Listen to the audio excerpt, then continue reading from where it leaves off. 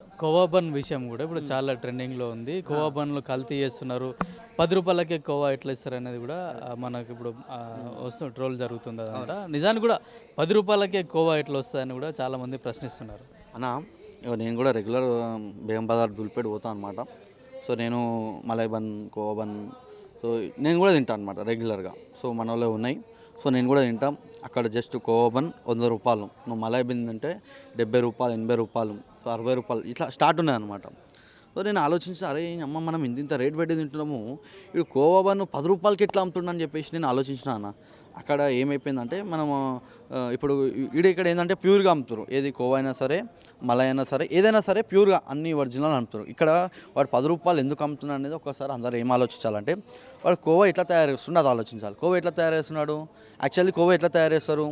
కోవా తయారు చేసిన విధానం ఏంటంటే పాలు, చక్కెరతోటి మరగబెడితే బాగా మరిగితే కోవా అవుతుంది. సరే వీడు ఎట్లా చేస్తున్నానని చెప్పేస్తే వీడు కల్తీగాడు వలిగాడు ఎవడైతుండో వాడు ఎట్లా తయారు చేస్తుండంటే పాలు, చక్కెర, ఉప్మా రవ్వ.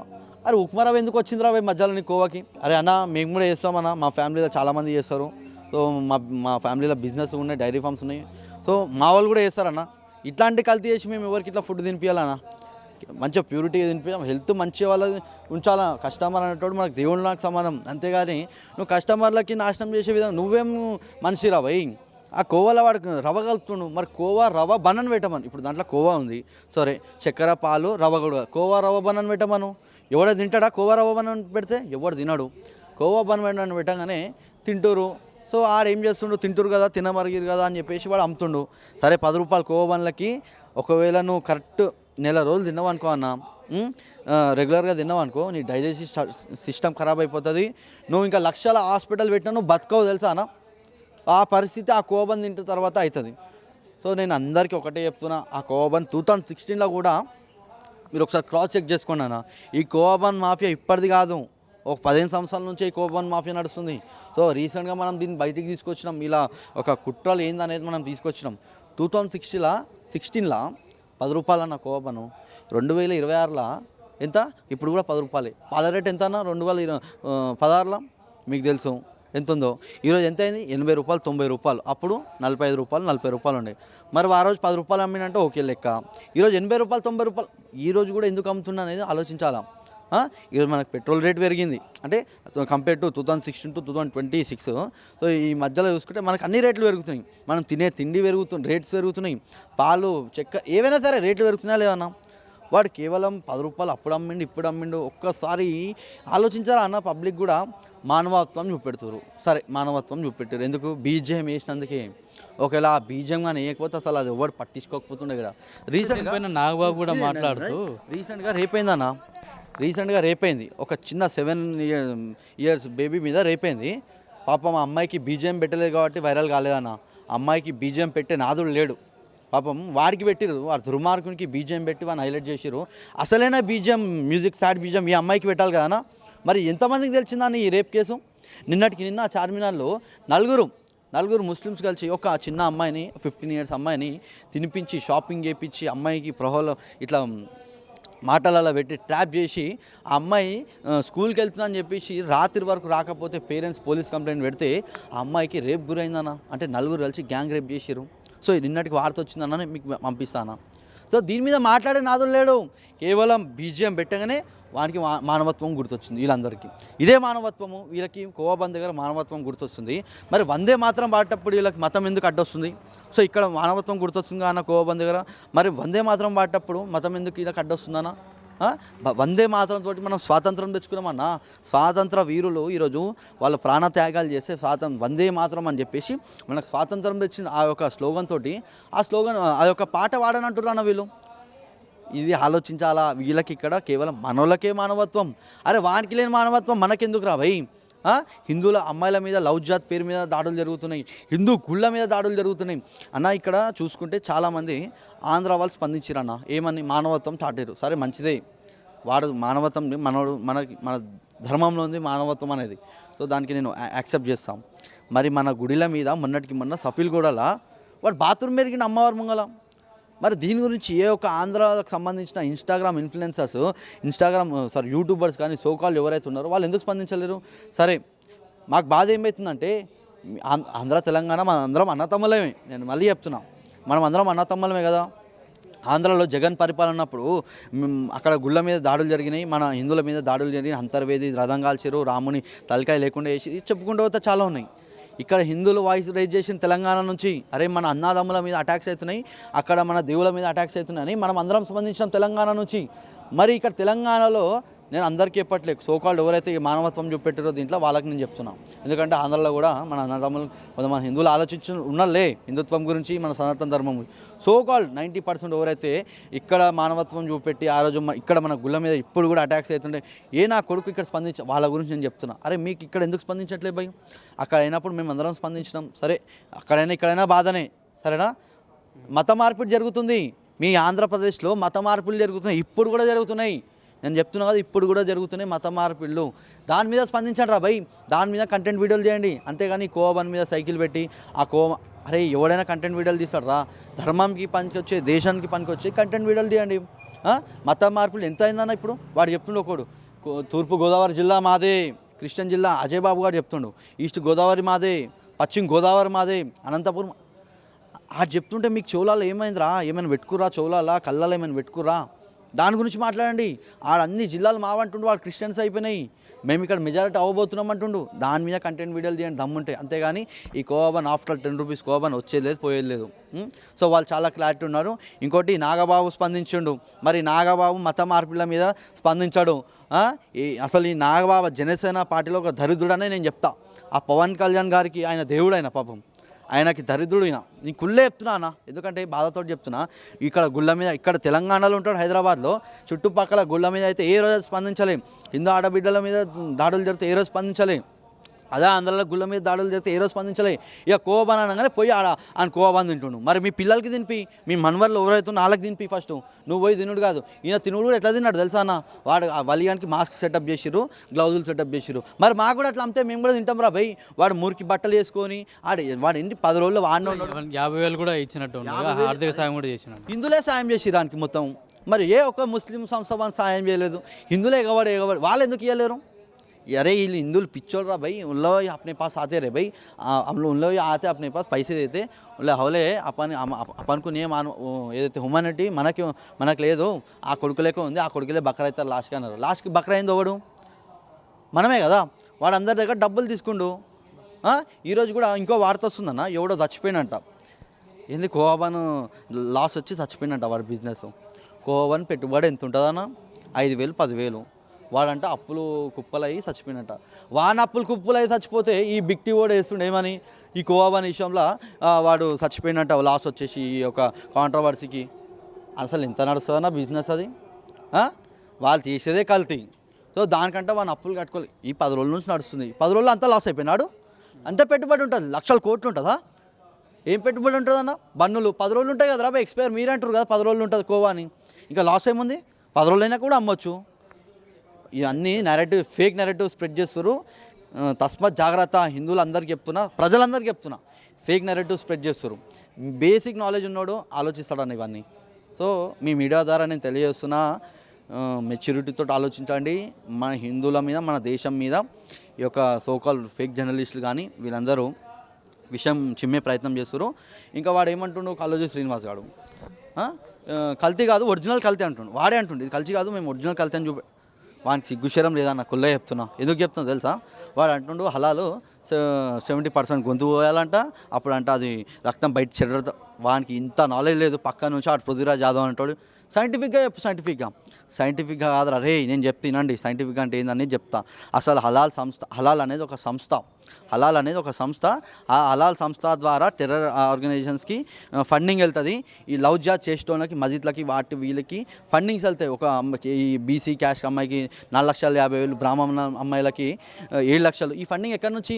ఈ హలాల్ సంస్థ ద్వారా వెళ్తుంది. సరే మీరు అనుకోవచ్చు ఇదేంటి హలాల్ సంస్థ ద్వారా ఎట్లా వెళ్తుందని, అసలు ఏం చెప్పట్లేరు దీని క్లారిటీగా మీరు అనుకోవచ్చు. నేను చెప్తా క్లారిటీగా. ఈ హలాల్ సంస్థ అనేది ఇప్పుడు ఏదైతే కేఎఫ్సి కానీ, ఇంకా రెస్టారెంట్స్ మెహఫిల్ కానీ, మెరిడియన్ కానీ, షాగ్ హౌస్ కానీ, ఇట్లా ఏవైతే రెస్టారెంట్స్ ఉన్నాయో, హోటల్స్ ఉన్నాయో, కెఫేస్ ఉన్నాయో, సో వీళ్ళకి అనేది ప్రతి ఒక్క హోటల్ ఇప్పుడు ఇవాళ రేపు చికెన్ సెంటర్లో కూడా హలాల్ సర్టిఫికేట్ అనేది, లేబర్ లైసెన్స్ ఎట్లయితే ఉంటుందో మనం గవర్నమెంట్ నుంచి ప్రొవైడ్ చేస్తారో, సో ఆ యొక్క లేబర్ లైసెన్స్ ఎట్లా ప్రొవైడ్ చేస్తారో హలాల్ లైసెన్స్ కూడా వాళ్ళు ప్రొవైడ్ చేస్తారు. హలాల్ లైసెన్స్ ప్రొవైడ్ చేస్తే ఇది అర్థం కావట్లేదు మీరు అనుకోవచ్చు. హలాల్ సర్టిఫికేట్ ఉంటేనే ముస్లిమ్స్ తింటారు, వాళ్ళు చాలా క్లారిటీతో ఉన్నారు. ఏ హోటల్లోకి వెళ్ళినా కూడా హలాల్ సర్టిఫికేట్ ఉంటేనే వాళ్ళు తింటారు. సో ఆ హలాల్ సర్టిఫికేట్ కావాలంటే ఎవ్రీ ఇయర్ రెన్యువల్ చేయించుకోవాలి. ఎట్లయితే లేబర్ లైసెన్స్ రెన్యువల్ చేసుకుంటారో ఈ హలాల్ సర్టిఫికేట్కి కూడా ఎవ్రీ ఇయర్ రెన్యువల్ చేసుకోవాలన్నమాట. వాళ్ళ ఆఫీసర్స్ వస్తారు, సరే ఈ హలాల్ సర్టిఫికేట్కి వీరు రెన్యువల్ చేసిన డబ్బులు ఏమైనా సెంట్రల్ గవర్నమెంట్ స్టేట్ గవర్నమెంట్ లేదు, వాళ్ళకి వెళ్ళవు. వీళ్ళ ఓన్ సంస్థ, వీళ్ళు ప్రైవేట్ సంస్థ. ఆ ప్రైవేట్ సంస్థ ద్వారానే ఈ ఫండింగ్ అనేది జరుగుతుంది. ఈ టెర్రర్ ఆర్గనైజేషన్ ఎస్డిపిఐ, పిఎఫ్ఐ వీళ్ళకి ఫండింగ్ వెళ్తుంది. సరే ఈ యొక్క ఏదైతే హలాల్ ఉందో, సరే వాడు అంటుండు గొంతుకు వస్తే హలాల్ అంటుండు కదా, మరి ప్రోడక్ట్స్ మీద హలాల్ సర్టిఫికేట్ ఎందుకు ఉందిరా? కాళోజీ శ్రీనివాస్ నీకు నేను ఛాలెంజ్ చేస్తున్నారా? సబ్బు కా నుంచి మైదా పిండి, ఈ ఆశీర్వాద్ పిండి, కోల్గేటు, మనం ఫేస్కు పెట్టుకునే క్రీమ్స్, ప్రతి దాని మీద హలాల్ సర్టిఫికేట్ అయితే లోగో ఉందో దాని మీద ఎందుకు ఉంది? అర్థం కావట్లేదా? ఆ హలాల్ ప్రొడక్ట్స్ ఏదో ఉంటో హలాల్ అనేది హలాల్ ఉంటేనే ముస్లిమ్స్కి ఉంటారనమాట. ఆ హలాల్ ఇప్పుడు ఎగ్జాంపుల్ ఆశీర్వాద్ ఉందన్న, మైదా ఆశీర్వాద్ పిండి ఉంది, ఆశీర్వాద్ పిండి మీద హలాల్ లోగో వేస్తే ఆశీర్వాద్ వానికి పే చేయడా హలాల్ సంస్థకి? ఎందుకంటే హలాల్ లోగో ఇస్తుంది కాబట్టి. సో ముస్లిమ్స్ తింటారు, సో ఆ ఆశీర్వాద్ పిండి. సో ఇప్పుడు హలాల్ సంస్థకి ఎవరు డబ్బులు పే చేస్తారు? ఆశీర్వాద్ కంపెనీ కూడా పే చేస్తాడు. అట్లా చెప్పుకుంటే చాలా ప్రోడక్ట్స్ ఉన్నాయి, చెప్పుకుంటే పోతే. మీరు ఒక్కసారి గూగుల్లో హలాల్ ప్రొడక్ట్స్ అని కొట్టండి, మీకు వాడే చెప్పింది కదా, గొంతు చీప్ గాడున్నాను ఏం చెప్తున్నానికి అర్థం మాట్లా ఆఫ్ నాలెడ్జ్తో చెప్తున్నాడు. హిందువులందరూ ఈరోజు వినేటట్టు కాదురా నైనా, గుంజి బైరి పెడతాం తప్పుడు వార్తలు చెప్తే. హలాల్ అనేది గొంతు కోయాలంట, చెడు రక్తం బయటకు వస్తుందంట. అసలు మన సనాతన ధర్మంలో ఏముంది? జట్కా ఉంది. జట్కా అనేది ఏంది? నొప్పి లేకుండా సస్తది అది. సో దాని ప్రాణాన్ని మనం చేయని వాళ్ళుగా ఉంటాం. ఈ నా కొడుకులు ఇక్కడ ఒక నరం ఉంటుంది, ఆ నరం మీద కోసి దానికి చిత్రహింసలు పెట్టి మక్క సైడ్ పెట్టి వాళ్ళ మంత్రం చదివి కోస్తాడు. సరే ఇప్పుడు మనము హలాల్ చేసి కోస్తామన్నా, హలాల్ చేసి ఇప్పుడు నేను బల్కంపేట వెళ్ళమకి చేస్తాను దావత్తు. నేను బల్కంపేట వెళ్ళమకి దావత్ చేస్తే నేను అమ్మవారికి నేను మొక్కి అమ్మ అని నా కోరిక తిరిగింది లేదా ఏదో మనం ఇంట్లో ఫ్యామిలీ మీద పిల్లలు ఏదో మనం కోస్తామన్నాం.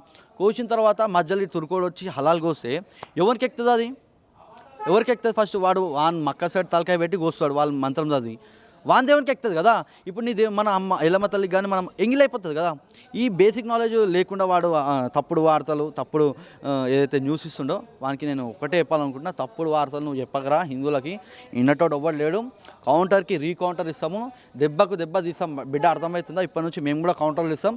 నువ్వు ఏవైతే తప్పుడు వార్తలు చెప్తున్నావు దాన్ని నిజాలు చూపెడతాం హిందువులకు అని చెప్పేసి నేను మీ మీడియా ద్వారా తెలియజేస్తున్నాను. రంజాన్ సీజన్ కూడా స్టార్ట్ అయింది. రంజాన్లో ఎక్కువగా హలీం చాలామంది ఇష్టం కదా, దాంట్లో హిందువులే చాలా ఎక్కువగా తింటారు ఇది. అదే అన్న, నేను హిందువులందరికీ ఒకటే రిక్వెస్ట్ చేస్తున్నా. సో వాళ్ళు మన గుళ్ళ మీద అటాక్ చేస్తారు, మన ఆడబిడ్డల మీద అటాక్ చేస్తారు. వాళ్ళు ఎట్లా అంటే హిందువులు ఎంత అటాక్ చేసినా వీళ్ళకి సిగ్గు శరాలు లేవనే విధంగా వాళ్ళు క్లారిటీ ఉన్నారు. సో మనం క్లారిటీ ఉందాం రా భయ్, వాడు ఉమ్మేష్ హలీం అమ్ముతుండు, సలీం బైక్ హలీం మంచిగా ఉందని చెప్పేసి లొట్టలు ఊరేసుకొని ఆశపడి తినకుండి వానికి బిజినెస్ ఇస్తే వాడు పోయి సాయంత్రము ఆవుకూర ఎద్దుకూర తింటుండు ఆ పైసలతోటి. వాడు ఫైనాన్షియల్గా ఫిట్ అయ్యి నీ ఇల్లు కొంటుండ్రా భయ్, నీ ఇల్లు అమ్మే వాడు మన ఇంట్లో మధ్యలోకి వచ్చేసి ఇల్లులు కొంటుండు ఆ డబ్బులు సంపాదించి. సో హిందువులు లేకుండా చేస్తారు. ఓల్డ్ సిటీలో ఏమైందన్న, ఓల్డ్ సిటీ నుంచి హిందువులు అందరూ వలస వెళ్ళిపోయారు. ఎందుకు? అక్కడ ఇల్లులు ఎవడు కొంటుండు మీకు అందరికీ తెలుసు. సో హలీం ఎవరు తినకండి అని చెప్పేసి నేను హిందువులందరికీ ఒకటే రిక్వెస్ట్ చేస్తున్నాం. అంటే కొన్ని చోట్లలో ఫ్రీ హలీం కూడా పంచిపెడుతున్నారు. అదే ఫ్రీ హలీం ఏం చెప్తాం? ఫ్రీ హలీం అంటే ఇప్పుడు చికెన్ రేటు ఎక్కువ ఉంది, మటన్ రేటు కూడా ఎక్కువ ఉంది. దాంట్లో ఏం కలుపుతాడు? తక్కువ రేట్ ఏముంది? ఇప్పుడు ఎద్దును కోసిన ఏదైతే ఉంటుందో ఆ బీఫ్ తక్కువ రేటు.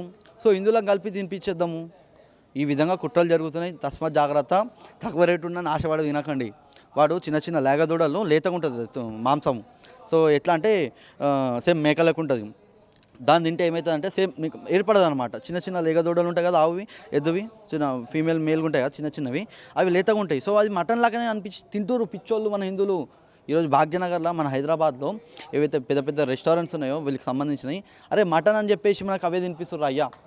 సో ఇంకో విషయం అన్న, వాడు వన్ పేరు ఏది తెలంగాణ షామ్ అంటాడు. వాడు తెలంగాణ షామ్ వాడు ఏమంటుండంటే వాడు ఎప్పుడు ఇదే విధంగా చీడపురుగాడు అక్కడికి వెళ్ళి నేను బన్నులు తెచ్చుకున్నా, వలిగాని బన్నులు తెచ్చుకున్నా, కోవా బన్ను తెచ్చుకున్నా అని చెప్పేసి మాట్లాడుతున్నాను. కమల పిల్లలు పుడతారు, వలిగాన్ కోవాబంద్ తింటే కోవాబంద్ తింటే కమల పిల్లలు పుడతారని మనకు ఆడు సందేశం ఇస్తున్నాడు అనమాట, మెసేజ్ ఇస్తున్నాను. నేను ఆయనకు ఒకటే నేను చెప్పాలనుకుంటున్నా, అరే వలిగానే ఇంటికి తీసుకోరారా భయ్, వాటి సీజన్ క్రికెట్ టీమ్ పుట్టిస్తాడు, నువ్వు కమల పిల్లలు అంటున్నావు కదా, కమల పిల్లలు కాదు, cricket team, football team, kabaddi టీంలు పుడతారు మీ ఇంట్లో, మీ ఫ్యామిలీ మొత్తం, మీ చుట్టాలందరూ ఏమవుతుందో మీ ఖాందాన్ అందరికీ మన వలిగాని మన ఇంట్లో అందరినీ తీసుకుంటాం. ఎందుకంటే కోవబన్ నీకు ఇచ్చినోడే ఆ కోవబన్ తింటే కమల పిల్లలు పుడితే మరి డైరెక్ట్ ఆ వలిగానే తీసుకుంటారా, మంచిగా 10 మంది పుడతారు, వాళ్ళు మీ ఇంట్లో పరిచయం చేయి మీ ఆడోళ్ళకి. సో నేను ఇదే పరిచయం మీన్స్ మీరు తప్పుగా ఆలోచించకండి, ఆ కోవబన్ తినిపించమంటున్నా వాళ్ళ ఆడోళ్ళకి, ప్రజలు తప్పుగా అనుకోకర్రి, ఆ కోవబన్ డైరెక్ట్ వాని చేతులతో తినిపి అని చెప్తున్నా. మీరు మళ్ళీ తప్పుగా అనుకోగల, అరే నువ్వు కూడా తప్పుగా అనుకోగల, నేను తప్పుగా మాట్లాడితే మంచిగా మీ ఆడోళ్ళకి కూడా మంచిగా రుద్దు, మసాజ్ చేసి వానితోటే మసాజ్ చేపి, ఏది ఆ బండి మీద మసాజ్ చేపించి తినిపి మనం కమల పిల్లలు కాదు క్రికెట్ టీం పుడతా అని చెప్పేసి నేను తెలియజేస్తాను. ఇప్పుడు భవిష్యత్తులో ఎవరైనా హిందువుల పైన కానీ హిందూ దేవుళ్ళ పైన కానీ హిందూ మతాచారాల పైన సనాతన ధర్మం మీద ఎవరైనా కామెంట్ చేస్తే మీ రియాక్షన్ ఏ విధంగా ఉండిపోతుంది? అన్నా మా రియాక్షన్ చాలా డేంజర్ ఉంటుంది అన్న. ఇన్ని రోజులు అంటే మేము సైలెన్స్ ఉన్నాము, సో మేము కూడా ఓపిక పట్టినంత వరకే మంచోళ్ళం. మా ఓపిక నశించిందంటే వీళ్ళు బతకలేరన్న, ఒళ్ళే చెప్తున్నా కదా, బతకలేరు మీన్స్ వీళ్ళు ఆటలు సాగవని చెప్పేసి నేను తెలియజేస్తున్నాను. ఎందుకంటే హిందువులు సహనం పాటించినంత వరకు, ఒక్కసారి ఆ సహనం అనేది కోల్పోతే మాత్రం చాలా డేంజర్ ఉంటుంది ఇలా పరిస్థితి. ఈ కాలేజీ టీవీ గాడు అంటుండు విషం మన పుణ్యక్షేత్రాల దగ్గర విషమైనా సరే ప్రసాదం అవుతుందని చెప్పేసి మాట్లాడుతున్నాం. నేను ఆ కాలేజీ శ్రీరానికి ఒకటే చెప్తున్నా, అరే ఎందుకంటున్నా అంటే వాడి రెస్పెక్ట్ వాడు కోల్పోయింది అనమాట. సో ఇంతకుముందు సరేలే వీళ్ళు జర్నలిజం కానీ ఈ నా కొడుకులు అక్కడికి వెళ్ళి అదంతా చెప్తా స్టోరీ. ఈ నా కొడుకులు అక్కడికి వెళ్ళి వలిగాన్ దగ్గరికి వెళ్ళి మొత్తం తప్పుడు ప్రచారం చేస్తారు. ఈ నా కొడుకులు ఏమంటుండు, మన పుణ్యక్షేత్రాల దగ్గర విషమైన ప్రసాదం అవుతుంది అని చెప్పేసి మాట్లాడుతుంది కదా. నేను ఈ కాలేజీ శ్రీనివాస్ అని చెప్తున్నా, ఆ వలిగానికి ఇంకో జావేదా అని పేరు ఏదో ఉంది, వాడిని మేడారం తీసుకొని వద్దాం, అదే సమ్మక్క సారక్క ముంగల నేను వండబెడతాం రా కాలేజీ శ్రీనివాసు, పండుగకు లేదా కూర్చో, నేను నోట్లో ఉచ్చో ఒప్పిస్తా, తీడదాం అనుకొని తాగాలి నువ్వు. ఎందుకంటే విషమైన తురుకోడు విషమైన మనం ప్రసాదం అనుకొని తినమన్నాడు కదా. సో నువ్వు ఆ ఉచ్చ కూడా తీడదాం అనుకొని తాగు, ఎందుకంటే పుణ్యక్షేత్రం తాగు. నువ్వు అన్నావు కదా పురాణాలు ఉన్నా అంటే తురుకోడు విషం ఇచ్చినా మనము అది ప్రసాదం అనుకొని తినాలా. నువ్వు పైకన ఏర్పిస్తారా, నీకు పైకన పెడతా ప్రసాదం అనుకొని తిను, ఏం తమాషా చేస్తున్నారా, మేము కూడా ఇవ్వగలుగుతాం కౌంటర్లో. తప్పుడు నెరేటివ్స్ తీసుకొని రాకండి, స్ప్రెడ్ చేయకండి ఫేక్ నెరేటివ్స్.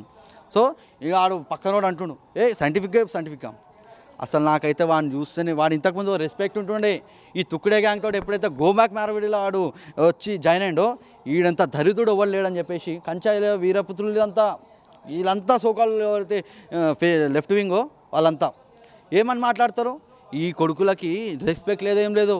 ఎంపీలను పట్టుకుంటారు, రేవంత్ రెడ్డిని అట్లనే తిడతాడు, అక్కడ రఘునందన్ రావు గారిని అట్లనే తిడతాడు, బండి సంజయ్ని అట్లనే తిడతారు, మోడీజీని, రేవంత్ రెడ్డిని కూడా తిడతారు వాళ్ళు. మరి ఎందుకు స్పందిస్తారో కాంగ్రెస్ వాళ్ళు నాకైతే అర్థం కావట్లే. వాడు ఆ కొడుకులు అరెత్తురే అంటారు కాంగ్రెస్ రేవంత్ రెడ్డి గారిని, కానీ రేవంత్ రెడ్డి పొట్టోడా అంటాడు, అవి ఇవి మాట్లాడతారు. ఇదే పృథ్వీరాజ్ యాదవ్ గాడు. మరి వీడి మీద మీరు ఎందుకు స్పందించట్లేరు? సో మీరు కూడా కౌంటర్ ఇవ్వండి, వాడు ఇంట్లో కూర్చుంటాడు, లేకపోతే అని ఇట్లనే ఆటలు సాగుతాయి.